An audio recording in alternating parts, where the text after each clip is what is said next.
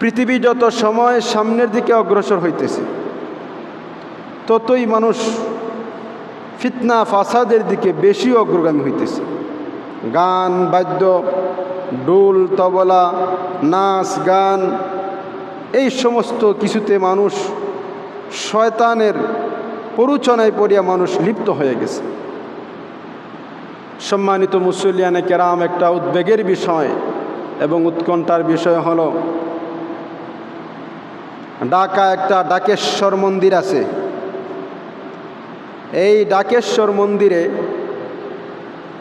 পুরুষে পুরুষে একটা বিয়া হইছে। নাউজুবিল্লাহ বলেন।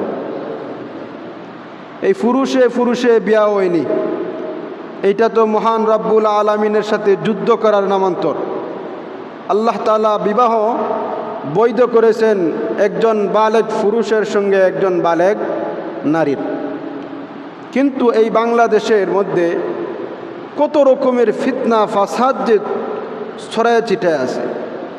পশ্চিমা ইহুদি খ্রিস্টানদের কালচার বাংলাদেশের মধ্যে দেখা যাচ্ছে, অথচ পুরুষে পুরুষে এই সমস্ত জিনা বেবিচার, এটা কোরআনের আইনে 1 নম্বর অপরাধ, বাংলাদেশের আইনেও অপরাধ।